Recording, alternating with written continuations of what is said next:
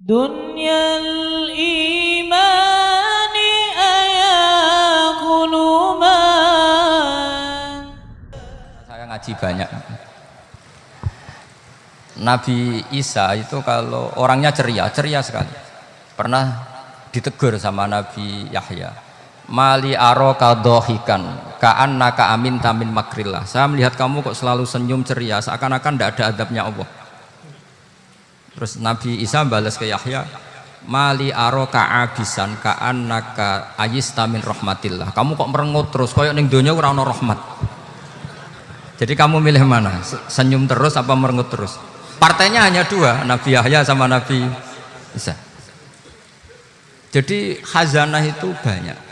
Untuk melawan penyakit itu ketakutan itu bahaya, karena bisa mengganggu imunitas tubuh.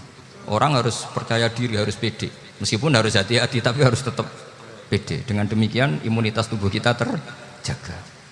Jadi ya sudah seperti itu. Semua orang punya cara untuk menjaga diri masing-masing.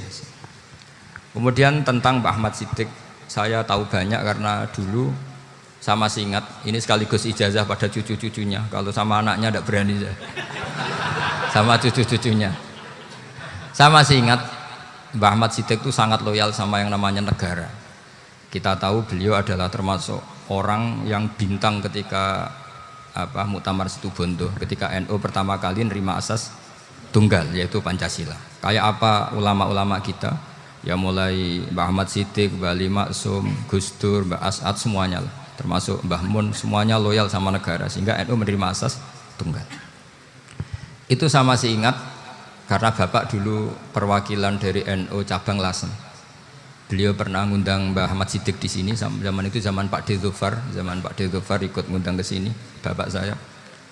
Itu saya menangi beliau ngisi pengajian di hallnya buyut saya, Mbah Umar bin Arabi. Jadi saya ini zuriyahnya Mbah Umar bin Arabi, sama dengan keluarganya Ki Hamid Pasuruan. Itu beliau cerita bahwa kemenangan Islam itu tidak harus kita yang menang kangelan. Kadang Allah bikin orang lain yang kangelan, kita yang ikut menang. Jadi dulu kata beliau, banyak ulama ketika kita diserang Jepang, saya masih ingat, saya karena pas itu ikut ke Lasem, karena saya santri sarang, Mbah Mun ngisi di Lasem, saya ikut di Lasem karena saya masih keluarga. Itu ulama-ulama itu mimpi dibacakan ayat Ghulibatir Rum fi adnal ardi wa hum mim ba'di ghalabihim sayaghlibun fi bid'i sinin lillahil amru min qablu wa min ba'du wa yawma idzi yafrahul mu'minun. Itu dulu itu ada pertarungan besar antara kerajaan Romawi dan kerajaan Persia. Kita tahu Romawi itu Nasrani. Saya ulang lagi, Nasrani. Nasrani itu percaya adanya Allah, adanya Tuhan, dan percaya adanya kitab samawi.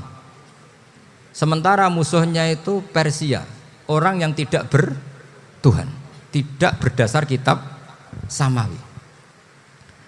Ketika Persia mengalahkan Romawi, itu orang Islam ikut susah, karena terus dibully sama orang-orang kafir Mekah. Orang kafir Mekah adalah orang yang tidak punya kitab samawi. Katanya orang kafir Mekah, iku lho balamu, jute duwe kitab, jarene di hubungan mbek langit, nyatane perang keok. Paling kon yo podo. Jadi ada analogi bahwa kalahnya orang Nasrani itu dianggap simbol kekalahan orang yang bertautan atau berhubungan dengan langit. Akhirnya orang Islam susah. Saking susahnya orang Islam sampai Abu Bakar itu tanya, ya Rasulullah, lalu orang Romawi menang itu kapan? Terus ada surat turun, fi bid'i sinin. Ya kira-kira 3. Abu Bakar pas itu belum alim-alim amat. Jadi ngartikan 3 itu ya 3 betul, sehingga beliau masyhur itu. Cara Jawa totoan itu kimar. Pokoknya nanti Romawi pasti menang 3 tahun lagi. Akhirnya ketika datang itu taruhannya dengan 10 unta. Datang ke Rasulullah, Nabi menjelaskan, "Lho ndak. Bid'u itu mabena salas ilatis itu 3 sampai 9. Kamu jangan bilang 3. Ya sudah, taruhannya ditambah sampai 100 unta. Tapi pembuktiannya enggak 3 tahun, tapi nunggu 9 tahun. Sampean jangan tanya, berarti dulu pernah taruhan halal. Zaman sebelum ngaji saya, sampean sudah sering taruhan, jadi jangan nyalahkan saya. Nanti itu ada ilmunya, namanya nasah apa? Mansukh. Dan taruhannya Abu Bakar tidak kayak sampean. Taruhan yang sangat-sangat demi Islam, bukan demi hadun nafsi. Betul. Ketika tahun ke-7 orang Islam itu menang. Gila ya, tahun 9 itu umat Islam menang. Menangnya umat Islam mengalahkan musyrik Mekah itu di Badar. Romawi mengalahkan apa? Persia. Gara-gara Romawi mengalahkan Persia itu cara berpikir orang itu rubah. Ternyata langit itu ada, kekuatan langit itu ada. Sehingga meskipun akhirnya orang Kristen bilang ada Trinitas, terus mereka keliru dalam mengartikan Isa, tapi ada sekian nabi yang mereka sebut dan mereka hormati. Ada sekian kesamaan. Sehingga dalam Islam, saya ulang lagi, dalam Islam, andai kan disuruh milih orang komunis sama orang Nasrani, Islam tentu sama-sama kerjasama, milih sama yang Nasrani, karena ini ahli kitab, kerjasama loh, bukan milih menjadi Nasrani. Nanti kalian salah paham, senangannya terus bully, itu semangatnya pasti hasad. Nah, terus lalu relevansinya dengan Indonesia gimana? Wa yauma idzi yafrahul mu'minun. Ketika orang Romawi yang punya kitab samawi mengalahkan Persia yang tidak punya kitab samawi, itu orang Islam ikut bunga, ikut gembira. Itu semua kiai banyak yang mimpi seperti itu. Ini cerita Pak Ahmad Siddiq.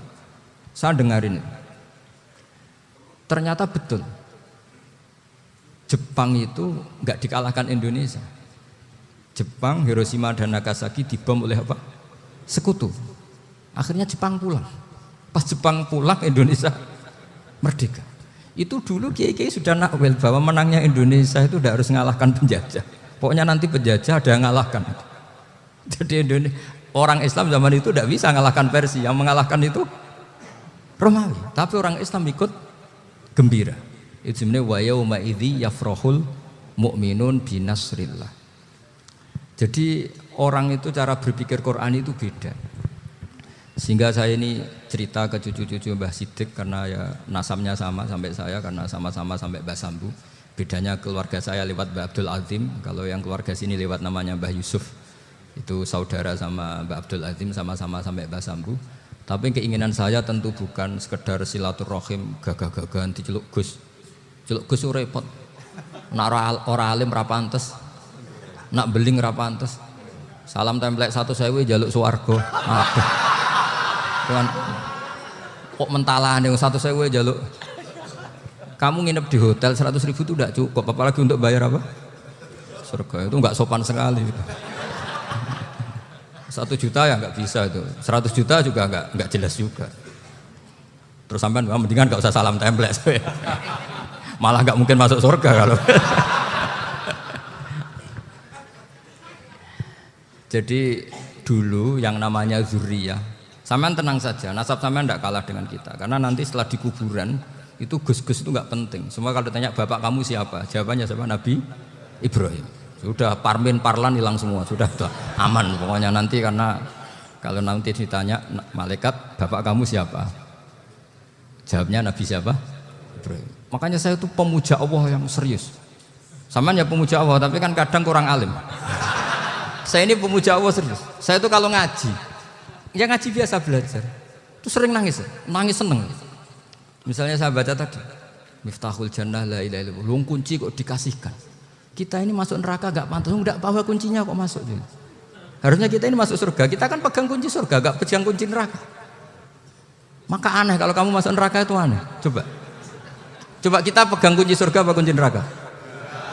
Tapi kadang teman saya neraka ora ono kuncine. Karena tidak ada pintunya. Terus saya bilang, kamu kok tahu? Memangnya mau ke sana, kata saya.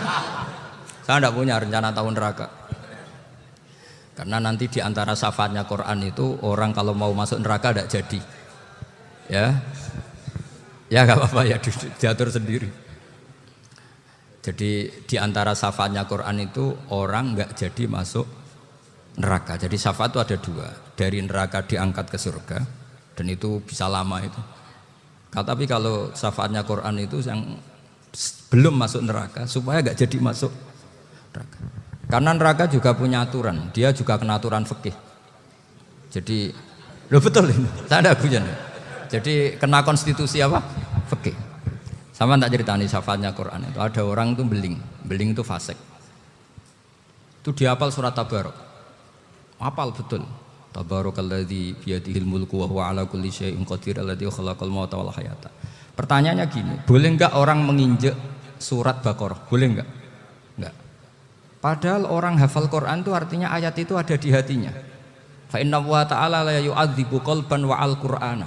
Allah tidak akan menyiksa hati yang menyimpan Quran, yang jadi flash disknya Quran, yang jadi rekaman Quran. Singkat cerita orang ini hafal. Pas ketemu Mungkar Nakir prosedur kan, ini orang fasik mau diantemin sama Mungkar Nakir. Prosedur ya, dia kan prosedur standar. Si surat Tabarok akhirnya menjelma jadi seseorang yang gagah berani. Kamu nggak boleh nyiksa orang ini. Saya ini kalamu. Kalau kamu nyiksa dia berarti nyiksa saya. Kamu berani sama kalamu. Wah ya tidak berani jadi Mungkar Nakir. Tapi orang itu nakal, harus saya gebukin. Tapi kata Quran tadi, tapi saya di situ pasti kena saya. Oh debat, nggak ada lajnahnya ini nggak ikut. Kalau Gus Wirjon ikut jadi lajnah. Kalau jadi lajnah pasti kroninan. Kalau santrinya dimenangkan nanti. Akhirnya debat. Ya sudah kita ketemu Allah. Akhirnya Mungkar Nakir sama Quran tadi surat Tabarok datang sowan sama Allah. Terus kata Allah, memangnya kenapa Mungkar Nakir? Saya harus nyiksa dia karena dia fasik ya Allah. Memangnya kenapa surat Tabarok? Saya ada di situ. Menurut aturan orang tuh nggak boleh injak-injak Quran. Kalau dia nutuk saya, nutuk Quran. Itu harus dikasih tahu fikihnya Mungkar Nakir. Akhirnya Allah ngendikan gini ke surat Tabarok, ya sudah terserah kamu. Kalau terserah kula Gusti, Mungkar Nakir gak boleh nyentuh orang ini. Ya sudah selamat. Sehingga terus itu sama baca di termasuk mujizatnya surat Tabarok di tafsir Ibnu Katsir banyak. Karena tadi logikanya malaikat itu juga kena aturan fikih. Sehingga banyak ulama termasuk Said Muhammad ngendikan pertanyaan Mungkar Nakir itu tidak semua orang kena. Kalau semua orang kena, nanti kalau tanya Nabi Muhammad, waman Nabi Yuka, kacau kan jamnya. Nabi kamu siapa? Lu saya ini Nabi. Ya kan? Lah nanti kalau pas ketemu Nabi Ibrahim, waman Abuka, jadi repot kan? Makanya ada kiai yang guyon kalau ditanya, marab buka, saya ini guru tauhid sembrono. Saya ini ngajar Ummul Baroin, kamu tanya marab buka. Masyhur itu keramatnya Imam Malik itu. Ada Ashabu Malik, rajulun min ashabi Malik. Beliau ditanya Mungkar Nakir marabbuka manabiuka. Imam Malik datang, ini seumur-umurnya itu ngajar tauhid. Kok kamu bedai enggak sopan kamu.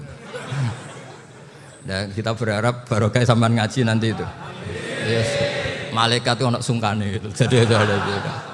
Dan saya meskipun guyon itu serius. Bedanya orang alim sama ndak itu di situ. Kalau orang alim itu guyon itu masih benar, masih serius. Coba saya bacakan ayatnya. Ala inna auliya Allahi la khaufun alaihim wa lahum yahzanun. Terus lahumul busyra fil hayatid dunya fil akhirah. Artinya kalau Mungkar Nakir dengan penampilan garang gitu, berarti ada ketakutan apa enggak? Ada. Padahal ciri utama walinya Allah tidak ada ketakutan. Makanya itu termasuk dalilnya Sayyid Muhammad, tidak semua orang alami seperti itu karena wali-wali itu la khaufun alaihim wa lahum yahzanun. Wah anak kiai ketemu karena kerja buat tidur wedek. Iku dreseke ora kok pertanyaan tok, nak konan santri piye? Lho isen wis kiai dihanjuti Mungkar Nakir. Malu gak kira-kira? Mesti plengaan konan santri piye? Nak jawabannya gampang karena pernah ngajar tauhid. Makanya Sayyidina Ali ini cerita ini ada di kitab Nurul Dholam. Sama lihat di kitab Nurul Dholam karangannya Syekh Nawawi Banten. Itu Sayyidina Ali itu ya, andekan orang biasa mungkin ya agak-agak hasut, tapi ini wali gak boleh kamu katakan hasut. Dia itu mangkal sama Umar. Orang kok setiap orang pernah dibentak. Apa dia berani bentak Mungkar Nakir? Penasaran dia. Bagaimana kerengnya Umar itu berlanjut enggak gitu kira-kira. Akhirnya minta, ya Allah saya minta kasyaf. Ya karena yang minta Sayyidina Ali karena mau wajah dituruti sama kasyaf. Dilihat Sayyidina Umar pas meninggal itu. Jadi hasud itu ya kadang penting asal baik. Loh betul bahasa Kanjeng Nabi kadang la hasada illa fisnaten. Itu Nabi bahasakan ya hasad. Gus Wirjon saja yang nafsirkan ghabthah itu kan Oh itu kan gaya-gayanan sebagai ulama. Aslinya Nabi ngendikannya itu la hasada ila fitnatin. Ulama yang ganti itu namanya ghobtoh. Wong Nabi sendiri nyebut hasad kok kamu tafsiri ghobtoh. Ya hasad ya hasad. Udah ndak usah ditakwil-takwil pokoknya gitu. Kalau sampean nggak percaya nggak apa-apa. Kok gitu aja kok repot. Karena sampean nggak percaya kemungkinannya dua. Satu nggak ngerti. Dua sama-sama alim kan dari awal kalau sama-sama alim kan laisali alimin ayuqallida aliman akhor. Kita nggak perlu saling mengikuti. Ngapain hasud? Biasa aja. Akhirnya Sidina Ali kasih. Pas Umar bangun, setelah mati kan bangun, setelah meninggal bangun. Mungkar Nakir datang dengan perangai yang sangat garang. Itu digambarkan Sidina Ali matanya itu kal kidril ghali. Kayak apa? Kendil yang apa? Mengangang. Wah seru. Sayyidina Ali senang, paling takut ini Umar. Senangnya bukan main, wah ini mesti takut Umar. Biasa. Ternyata enggak, Umar malah bangkit. Woi Mungkar Nakir ya. Kamu tahu menghadapi siapa? Itu betul ya? Kamu itu menghadapi temannya ahabbal khalqi ilallah. Yang diandalkan temannya bukan dia. Kamu tahu yang kamu hadapi, saya ini teman kekasihnya Allah. Jadi boleh kamu mengandalkan Mbak Virjon. Tapi nanti resikonya Mungkar Nakir tanya, itu Virjon siapa? Wah itu masalah itu kan.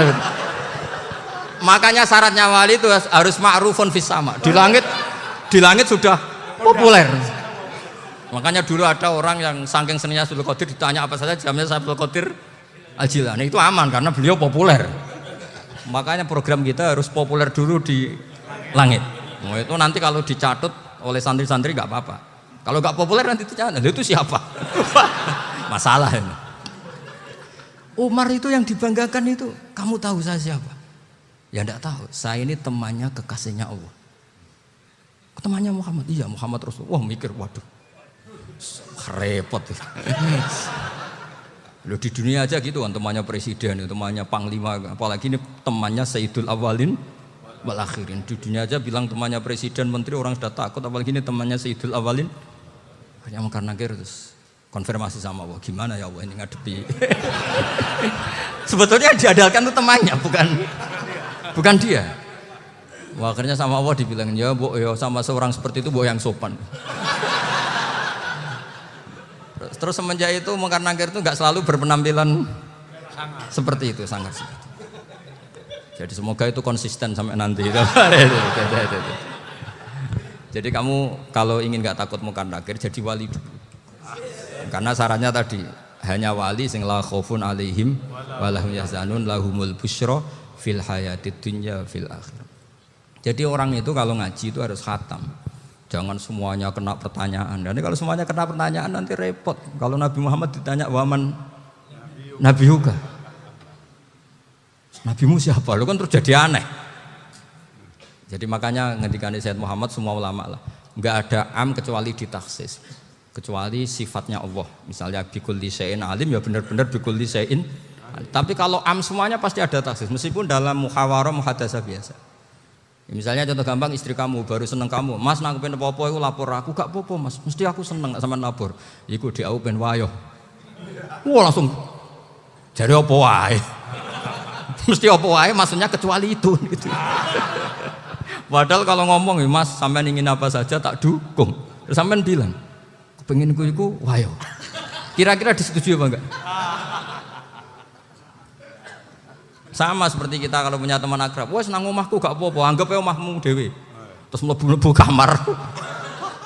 Jadi tidak ada am kecuali ditaksis. Artinya kalau ada cerita bahwa orang mati pasti ngalami ditanya Mungkar Nakir itu pasti ada am yang ditaksis. Itu pasti juga dialami para anbiya, para auliya. Karena ciri utama wali itu la khaufun alaihim walahum yahzanun. Kemudian saya yang mau cerita ya supaya sampean bisa menghadapi dunia global ini tak bawa tafsir Munir termasuk tadi. Kenapa orang Islam Rasulullah SAW itu lebih senang kalau yang menang itu orang Nasrani Romawi ketimbang yang menang itu orang Faris, dalam hal ini ateis. Karena orang ateis itu lebih ngeri. Sebetulnya beberapa penemuan sains, terutama di ilmu medis, itu orang Amerika. Kayak cloning. Tapi orang Amerika itu masih dilarang oleh gereja untuk mengaplikasi. Karena nanti bayi cloning itu dipakai suku cadang. Di Amerika masih ditentang oleh fatwa-fatwa agama, baik Islam maupun Kristen. Tapi di Cina itu dipraktekkan. Karena nggak ada halangan agama. Di Cina itu biasa ada kondom diolah lagi jadi alat-alat aksesoris. Di Amerika tidak ada karena masih ada agama, masih ada larangan. Sehingga orang Islam itu lebih takut kalau yang menang itu Persia, karena terus cara berpikir ternyata Tuhan itu tidak ada, langit nggak ada perannya. Jadi ketika yang menang Nasrani masih berpikir itu pertolongan Tuhan, meskipun mungkin cara mengatakan Tuhan beda dengan kita. Tapi ada satu kesamaan bahwa kekuatan samawi itu ada. Jadi disebut hulibatir rum fi adnal ardi wa hum min ba'di ghalabihim sahlibun. Di sini diterangkan oleh Syekh Nawawi supaya kamu tidak salah paham. Sebetulnya kamu katakan misalnya wah itu paham liberal, sebenarnya saya tidak tersiksa. Cuma takut yang mengatakan seperti itu cek goblokir atau ngaji gitu. Itu aja masalah saya. Ini saya baca ini karangannya Syekh Nawawi karena tadi kata Mbak Firjon ngaji itu harus sama orang yang bersanad. Saya ini kalah sama beliau itu berkali-kali. Secara nasab saya harus manggil Mbah. Secara silsilah ilmu saya juga kalah lagi. Saya sering disewani sama cucu-cucu Syekhona Khalil. Kiai Siddiq itu termasuk murid dekat beliau Syekhona Khalil. Kalau itu berarti kan Gus Firjon, Ahmad, terus Mbah Siddiq. Mbah Siddiq ngaji Syekhona Khalil. Syekhona Khalil itu pernah ngaji langsung sama Sayyid Zaini Tahlan. Berarti beliau dari Sayyid Zaini Tahlan itu baru generasi kelima. Sementara saya itu sudah ke-7 atau ke-6. Saya, Mbah Mun, Mbah Karim misalnya, Mbah Hashim, Mbah Mahfud Termas, Sayyid Abi Bakar Sato yang ngarangnya Anatul Thalibin, baru Sayyid Zaini Tahlan. Berarti saya ke-7, kalah lagi. Tapi untuk jadi wali biasanya cepat saya. Karena syaratnya jadi mbah itu ngalah demi putu. Jadi kalau beliau ngotot, saya dulu Gusti, saya mbahnya. Wah itu mbah yang nggak baik. Pasti jatahnya dikasihkan apa? Cucunya dulu. Makanya Abdul Muthalib itu orang yang dapat wangsit, tapi yang jadi nabi itu cucunya. Jadi dalil saya banyak. Sebenarnya Abdul Muthalib itu sudah sering dapat wangsit. Karena saya bahasakan wahyu, Nabi yang protes, enggak nabi kok dapat wahyu. Tapi sebetulnya Abdul Muthalib itu masyhur. Kalimat-kalimatnya menunjukkan bahwa beliau itu sudah dapat wahyu kalau nanti cucunya itu jadi apa? Nabi. Makanya senangnya bukan main Abdul Muthalib sama Rasulullah. Putu seneng, mbah seneng putu. Jadi mungkin, jadi sampean enggak usah protes loh. Ya, yang jadi wali kok cucunya. Dulu betul. Dulu Mbah Hamid Pasuruan itu kalau Mbah Ahmad Siddiq ke sana, Mbah Hamid Pasuruan kalau manggil Mbah Ahmad Siddiq itu paman. Tapi pamannya minta ijazah ke ponaan. Apa ya gara-gara itu memang. Kalau itu masih berlaku apa? Ngalah tadi. Kayaknya masih apa? Hawane masih. Hawane masih. Karena melihat tren-tren langit masih gitu kayaknya masih. Masih itu. Ya, tapi mbahnya tetap dapat jatah, tenang saja nanti. Tapi memang sebaiknya mbah itu legowo. Rasulullah Muhammad SAW itu terkenal min dzurriyyati Ibrahim. Tapi kata Rasulullah, ana dakwatu Ibrahim wa bisyaratu Isa. Aku nganti ngene iki barokah dongane Nabi siapa? Ibrahim. Jadi dongane Nabi Ibrahim dia tiba teng putu. Jadi banyak bukti bahwa jatuhnya ke putu gitu. Tadi saya di kamar sama beliau berduaan. Nih Mbah sing dadi wali di sini, aku webah. Cocokan tadi. Nah, kenapa saya akhir-akhir ini gulirkan daftar wali? Kenapa? Saya ini resah ya, orang sudah ingin dicintai pejabat, dicintai tetangga, dicintai teman. Tapi kadang-kadang orang lupa lagi dicintai apa? Makanya saya meskipun guyon, tapi ini amdan, bukan sahwan. Supaya orang punya cita-cita lagi jadi wali, ingin dicintai Allah. Kita ini terlalu lama ingin dicintai makhluk. Mbok ya naik kelas sedikit lah. Ingin dicintai Allah Subhanahu wa Ta'ala. Meskipun saya guyon, tapi tadi guyon saya tuh lebih serius ketimbang serius Anda. Karena tak pikir. Saya tuh kalau pergi itu seneng ngebis, bukan karena saya tidak punya mobil, tapi saya sering mau butuh itu supaya nggak diganggu. Karena saya tuh harus punya waktu sendiri. Kalau bis kan ketemu orang nggak kenal, tapi sekarang ya agak susah, banyak yang kenal. Dan susahnya lagi nggak minta ijazah, minta foto. Aduh, repot tuh. Mau dibenci itu umatnya Rasulullah Shallallahu Alaihi Wasallam. Mau disetujui itu sanatnya mana? Kalau ketemu orang alim minta apa? Foto. Itu nggak ada sanatnya. Nggak tahu saya itu mazhab dari mana itu. Ya mazhab milenial yang jelas itu kan. Ini tak baca ya biar dapat. Karena ini kenangan saya sama Mbak Ahmad Siddiq. Saya masih ingat betul beliau ngisi hallnya Mbak Abdullah bin Umar, berarti abahnya Mbak Hamid. Karena mbah saya itu Fatimah binti Khalid bin Umar. Kalau Mbak Hamid itu Hamid bin Abdullah bin Umar. Itu saya masih ingat betul zaman itu Mbak Hamid setiap hall di Lasem itu rawuh dan saya derek mbah saya karena masih misanan datang ke Lasem. Itu beliau pas itu ngisi sama Mbah Mun. Mbah Mun masih muda, Ki Ahmad Siddiq sepuh senior.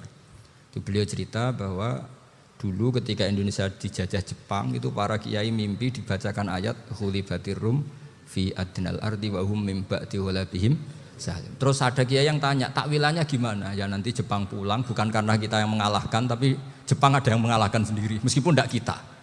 Kayak dulu Faris tidak dikalahkan Islam tapi dikalahkan Romawi, tapi yang senang umat Islam. Wa yauma idzi yafrahul mu'min.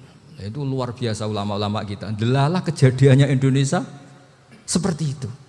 Yaitu kita tidak mengalahkan Jepang, tapi Jepang pulang sendiri karena dikalahkan apa? Sekutu. Ya ini saya baca. Ini tidak usah dicek bacanya benar apa enggak. Sudah aman apa? Aman. Karena kalau saya salah itu ya sengaja. Artinya ya sengaja. Ya biasa maksudnya. Saya kemarin ngisi di Pondok Peloso, di Pondok Al Munawir Jogja. Salah itu ada dua, ada salah yang memang benar-benar salah. Itu enggak apa-apa, bisa dimakfu. Karena mesti sangke wong goblok salah yang terus itu. Ada salah bawaan ilmu, itu repot tuh dadaninnya. Karena misalnya kita yang biasa belajar qiraah sabah wayah sibuhu, mesti diulang lagi wayah sabuhu. Karena qiraahnya Imam Asim itu hasibah yah sabu bi fathis sin. Sementara kita kalau ngaji kitab kulino yahsibu. Sehingga kita yang biasa belajar sabah itu kalau baca kitab itu kayak orang bingung.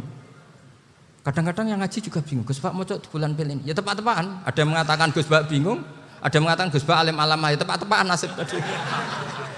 Karena memang ya sabah memang seperti itu. Misalnya kufuan. Kufuan itu Imam Asim baca kufuan.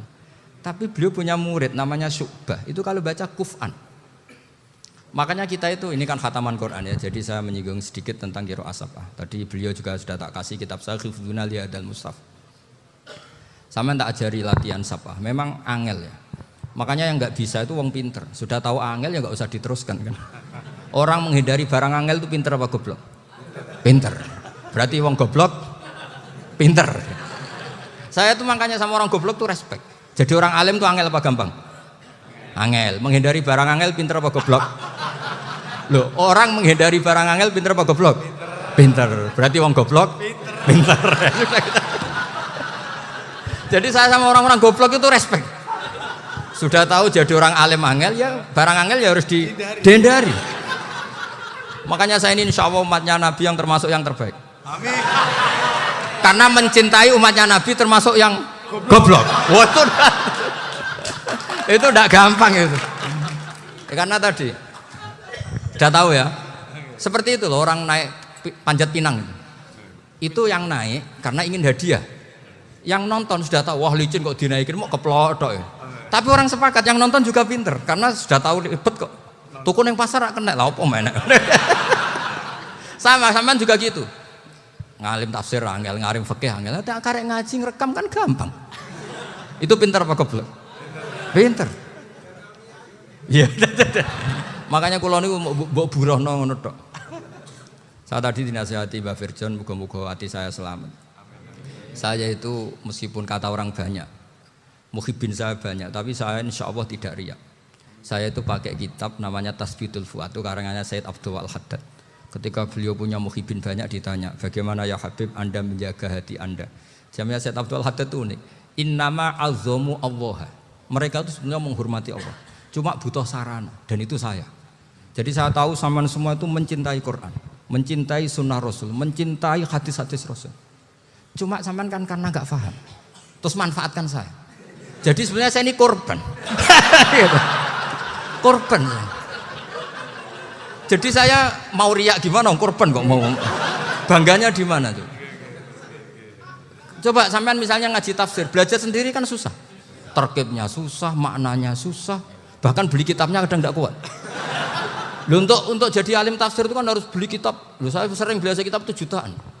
Tafsir Tobari, saya pernah beli kitab Fakhrur Razi itu berapa coba? 27 jilid. Karangannya Fakhrur, belum karangannya ulama modern, Imam Sa'rawi. Itu berapa jilid? Itu jutaan. Saya kemarin juga dihadiahi kitab Pak Quraish Shihab namanya Faidul Bari fi Syarhil Bukhari. Pak Quraish Shihab yang terkenal. Dia sering diskusi sama saya. Saya ngasih hadiah beliau ngasih hadiah saya. Wah, itu harganya nggak kuat. Dadak kuat kadang di Indonesia nggak ada coba. Dan sama orang hebat menghindari kesulitan itu. Nah, kesulitan itu sebab ngaji ikut, kalau nggak paham dirukokno rekamannya sudah gitu. Pinter mana sampean sama saya? Pinter sampean kan? Bikin sosis susah, beli aja kok repot kan. Nah, makanya nggak boleh orang bilang, wah aku goblok reso tafsir, aku wong pinter. Makanya nanti kalau saya ketemu Nabi tidak termasuk orang yang mentahkir orang Islam. Kafa bil mari isman ayah kira akhahul muslim. Jadi cukup orang itu dosa kalau menyepelekan orang Islam. Termasuk darani sampean goblok itu dosa. Caranya enggak darani goblok ya tadi di logika tadi. Alim itu angel. Nggih dari angel itu pinter. Berarti wong bodoh. Pinter ya sudah gitu. Tapi tetap bodoh. Tapi ini satu cara untuk saya respect gitu. Coba orang yang ngaji tafsir saya banyak, mungkin ribuan. Itu sebetulnya mencintai Quran. Karena Quran adalah kitab suci yang panduannya umat Islam. Sangat mencintai Quran. Terus kemudian mereka nggak paham. Terus mencari orang yang memahamkan. Burohno lah cara Jawane. Terus keren saya itu di mana coba? Lah terus mereka kurang ajarnya gini, kalau paham itu ya alhamdulillah paham. Wah nak ngaji Gus Bae ngono tok. Tapi nek ora paham, ora nyalano akale. Mari Gus Bae nerangno cepet, mulane gak paham. Ora kok nyalano teke sing lelet. Oh itu kan Masya Allah, naudzubillah. Sebetulnya tingkat kurang ajarnya tinggi Gus sebenarnya. Jadi kalau nggak paham itu kadang nggak nyalahno uteke. Kayak mau misalnya, wah mari mikir aja jelas. Padahal misalnya jelas ora mesti paham bodoh. Paham ya? Jadi kata Sayyid Abdul Haddad, innama azzamu Allah. Sebenarnya mereka itu sangat menghormati Allah. Makanya kita nggak perlu mengatakan wasilah itu kafir, nggak akan. Karena orang tawasul sama Rasulullah itu ingin dapat ridhonya Allah lewat orang yang dicintai Allah. Kita mencintai wali sebenarnya, wah itu kekasih Allah. Kita mencintai itu karena mencintai Allah. Sama seperti gini, kamu mencintai kangkung apa enggak? Sebenarnya sama sekali enggak. Tapi kamu ingin sehat, ada asupan gizi. Kamu ingin tubuh kamu sehat, butuh asupan gizi. Kemudian kamu makan kangkung. Apa terus kamu cinta kangkung? Kan enggak. Cinta kesehatan kamu sama. Orang yang mencintai saya sebenarnya ingin kepuasan rohani. Saya kan termasuk kiai yang torekonya gampang. Ini swarga, kan akhirnya penggemarnya banyak. Coba kalau kamu neraka. Jadi sebetulnya Anda mencintai kepuasan Anda sendiri. Nah, saya ini korban. Makanya untuk masuk surga cepat saya, korban itu cepat. Da'watul mazlum la turaddu kan gitu. Laisa bainahu wa bainallah hijab. Jadi saya kalau donga langsung seret langit. Karena mazlum. Saya sinau tafsir coba sampean bayangkan, ada tafsir itu sudah 27 jilid. Sekarang Fakhrur Razi itu bulatnya bukan main. Karena dia ahli filsafat. Bulatnya Masya Allah. Sudah gitu sinau Jalalain kadang dikomen oleh Sawi. Sudah kita percaya Jalalain boleh dibuli Sawi. Percaya Sawi dikandani, oh iku Maliki rasa ribet. Sudah gitu sinau Qurtubi, sinau tafsir Tobari itu susahnya. Belinya susah, belajarnya susah. Padahal saya punya keluarga, punya istri, punya anak. Bayangkan kalau istri saya rewel kayak istri sampean. Wah itu, tapi alhamdulillah enggak. Sama sekali enggak. Allah sudah memilihkan, wah ini bahaya kalau punya istri rewel. Imam Sibawai itu kitabnya banyak, tapi yang terbukukan hanya kitab Abu Sibawai. Karena beliau kalau sudah belajar lupa istri. Hanya pas beliau di pasar, kitabnya dibakar semua sama istrinya. Karena dianggap saingannya. Ternyata yang dicerai tidak kitabnya, malah istrinya. Itu Imam siapa? Syifa'i. Tapi alhamdulillah kitab saya nggak terbakar, aman. Saya teruskan ya. Jadi untuk menjaga riya dilatih innama azzamu Allah. Sebenarnya mereka itu menghormati Allah. Sehingga wasail-wasail itu sebenarnya nggak pernah jadi subjek, pelaku utama enggak. Tetap Allah. Sebab itu kata Sayyid Muhammad, kamu kok mengatakan wasilah itu kafir itu gimana? Ketika innallaha qad ba'atsa lakum taluta malika. Talut itu ya manusia. PD-nya itu apa? Inna ayata mulkihi ayyatiyakumut tabut fihi sakinatum mir rabbikum wa baqiyatum mimma taraka alu Musa wa alu Haruna tahmiluhul malaika. Jadi beliau PD itu kalau bawa sunduk semacam peti sakti, sing di situ ada baqiyatum mimma taraka alu Musa wa alu Haruna tahmiluhul malaika. Ya kayak semacam jimat. Tapi saya bukan mensyariatkan jimat enggak, karena nanti banyak penjual yang pembohong juga gitu loh. Cuma cerita, kamu tidak usah mengatakan kafir. Dulu Talut PD-nya kalau bawa sunduk semacam peti kesaktian yang di situ ada baqiyatum mimma taraka alu Musa wa alu Haruna tahmiluhul malaika. Sehingga Khalid bin Walid meskipun beliau sahabat dan menyaksikan wajah Rasulullah SAW, itu bawa sya'aratun min sya'aratihi Rasulullah SAW, bawa rambutnya Nabi. Perang kemana-mana itu diletakkan di pecinya. Nanti sama tanya lagi, masa pakai peci Khalid bin Walid ini? Wah panjang itu sampai itu repot. Sampai tak warai ngaji usul fikih. Usul fikih itu kalau ngaji itu ada istilah tangkihul manat. Ini mesti ini wilayah yang kita bisa berdebat sama Mbah Firjon. Dulu itu musuh saya karena saya makili Anwar, beliau makili Peloso. Tapi tahu-tahu kalah tua terus saya mengundurkan diri. Di fikih itu ada istilah, ada tangkihul manat, ada tahqiqul manat, ada tangkihul manat. Tangkih itu kira-kira gini, lafadz hadis itu dibuang sekian untuk tahu bahwa itu madarul hukmi. Misalnya gini, tak beri contoh paling gampang. Sama harus paham, kalau nggak paham nggak pinter-pinter. Ja'a a'rabiyun ila Rasulillah sallallahu alaihi wasallam. Ya karena ini menghormati Mbah Ahmad Siddiq, beliau orang alim. Jadi ngaji ini tetap ada suasana alim. Ya harus ada suasana alim. Nggak perlu jadi orang alim tadi susah. Sudah ngedari susah itu pintar. Sudah itu aja. Jadi orang alim susah, ngedari barang susah pintar. Berarti orang tidak alim pintar. Nah, meskipun tetap sudah itu pegangi sampai mati nanti. Loh, jadi orang alim itu repot. Itu kata Imam Ghazali, kalau orang alim kalau mau masuk surga itu sama Allah nggak boleh. Kif, kamu nggak boleh langsung masuk surga. Coba cari umat kamu, syafaati dulu. Nah, saya takut nyari sampean nggak bisa kembali. Saya tidak punya rencana itu. Pokoknya mau masuk. Boleh sampean kuaduan, aduan balik raroh deh, wah repot nanti saya. Berat jadi orang alim itu berat. Ya saya teruskan ya. Ada tangkihul manat. Ja'a a'rabiyun ila Rasulillah sallallahu alaihi wasallam. Faqala ahlaktu wa ma ahlakaka qal waqa'tu imraati fi nahari Ramadan. Ya dan kita saya ini rusak ya Rasulullah. Kenapa? Karena saya menjima istri saya fi nahari Ramadan. Terus kata Nabi, kamu harus bayar kafarah. Napa Nabi kafarah? Puasa 2 bulan. Wong baru 1 hari aja terjadi gitu kok disuruh puasa 2 bulan. Ya tidak kuat ya Rasulullah. Baru berapa hari saya puasa aja kecelakaan seperti itu. Apalagi kalau sampai 2 bulan. Enggak ya Rasulullah. Ya sudah kalau gitu kamu pertama ngasih makan apa? Itqu raqabah kan, pertama merdekakan budak. Tapi kan sekarang nggak ada budak makanya terus sekarang langsung puasa. Wah ini nggak bisa semua. Ya sudah ngasih makan orang 60. Kasihkan siapa ya Rasul? Ya orang fakir. Saya ini paling fakir. Di kampung saya ini orang paling fakir. Jadi mulai dulu orang fakir itu hubungan suami istri itu paling lancar mulai dulu. Makanya orang fakir itu anaknya banyak. Karena hiburannya hanya itu. Wong Ramadan aja. Coba mau ke ATM nggak punya uang, mau antri di bank nggak punya, mau apa coba? Itu mulai dulu. Ini sanatnya mutasil. Wah, akhirnya sudah sanksinya kan tadi ya itqu raqabah atau puasa 2 bulan berturut-turut atau ngasih makan 60 orang miskin. Lalu kata ahli usul fikih, kata a'rabi dibuang, nggak menjadi catatan hukum. Orang kota pun kalau melakukan itu juga kena sanksi yang sama. Imro'atau juga dibuang. Andai kan itu dilakukan untuk amatnya juga ketentuannya sama. Nah sekarang perdebatan antara Imam Syafi'i dan Imam Malik begini. Sekarang pertanyaan gini, jima istri itu hukumnya boleh apa haram? Boleh kan?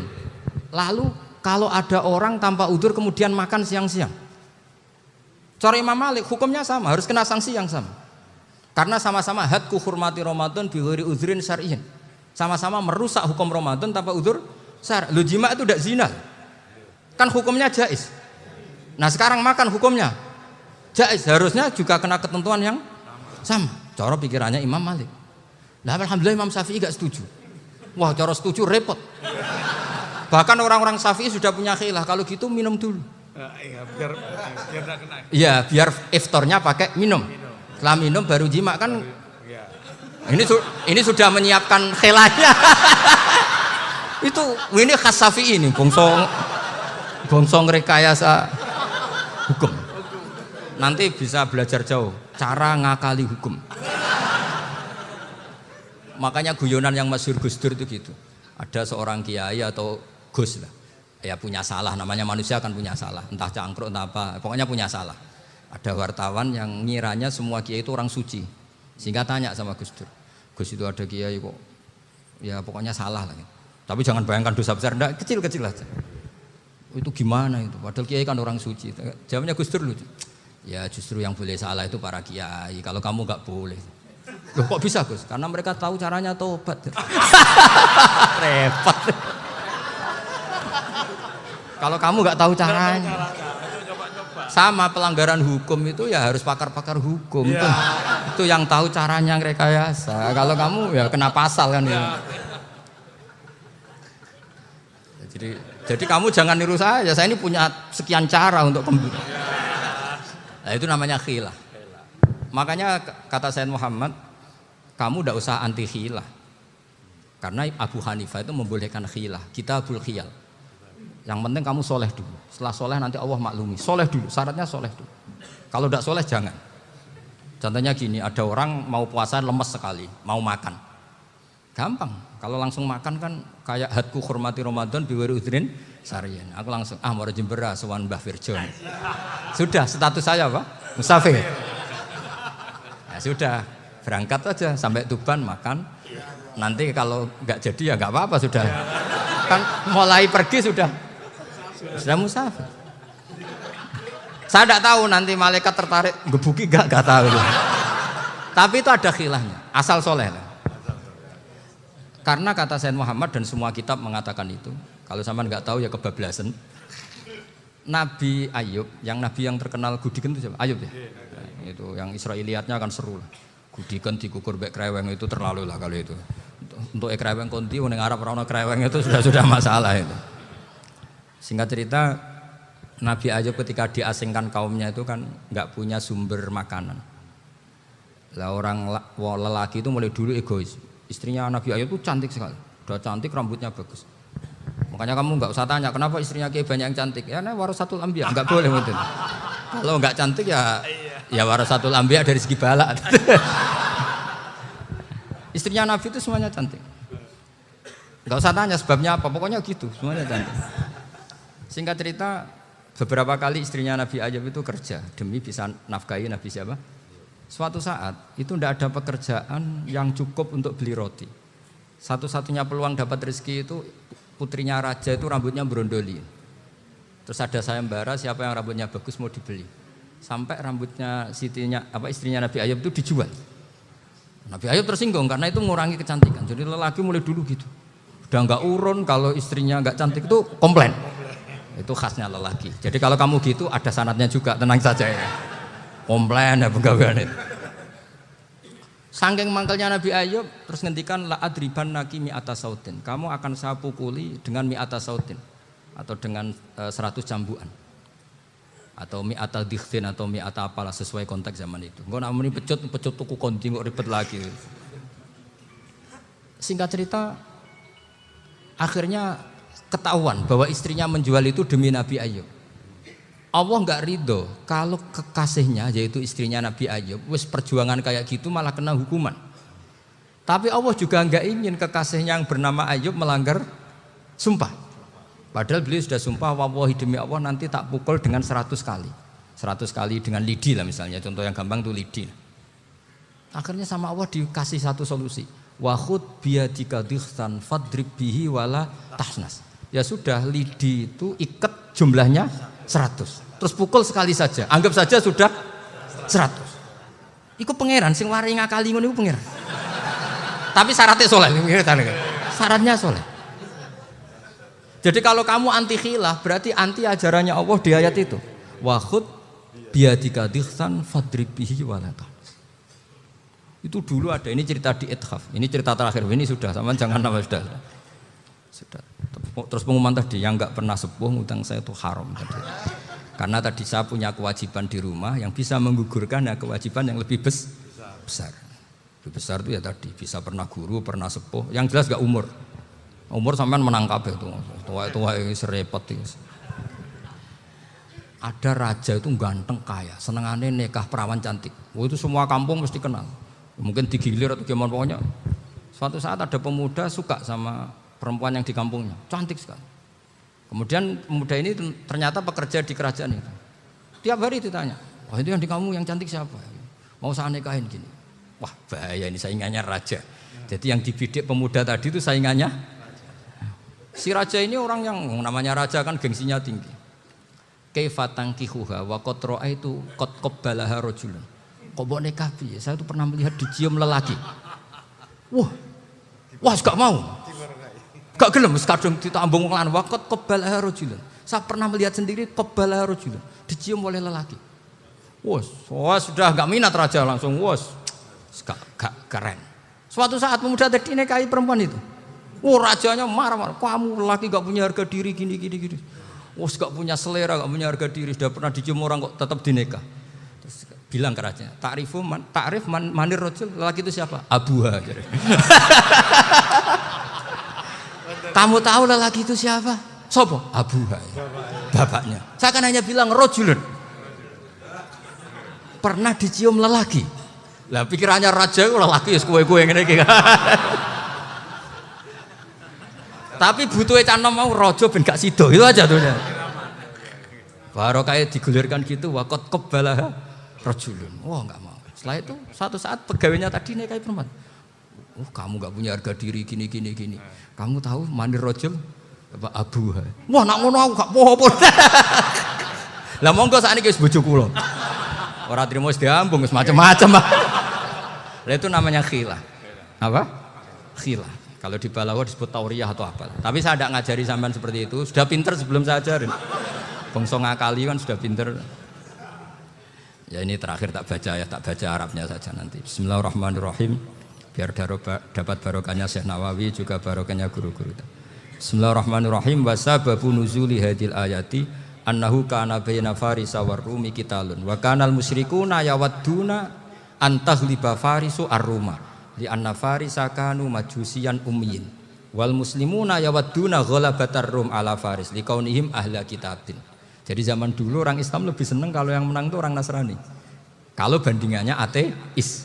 Karena bagaimanapun percaya kekuatan langit. Sementara orang ateis sama sekali tidak percaya kekuatan. Apapun bedanya kita dengan Nasrani itu ada kesamaan, yaitu percaya adanya kekuatan langit. Sehingga ketika orang Romawi kalah itu orang Islam ikut susah. Paham ya? Makanya ini tak baca biar sampean enggak macam-macam pikirannya. Fab'atha Kisra saat terusnya. Ya pokoknya seperti itu. Akhirnya Rasulullah SAW berdoa lebih senang yang menang itu Rom karena ahli kitab. Artinya apa? Kemenangan ahli kitab adalah kemenangan makhluk atau hamba Allah yang mentautkan kekuatan kita di bumi dengan kekuatan langit. Makanya saya berharap selain pilihan kita ikhtiar medis, kita harus memperbanyak istighfar. Bagaimanapun semua itu dari Allah Subhanahu wa ta'ala. Kita menghormati negara dengan ikhtiarnya, tapi saya mohon sekali kita juga istighfar, karena semua itu juga ditentukan oleh Allah, oleh langit. Ya, saya kira demikian. Assalamualaikum warahmatullahi wabarakatuh.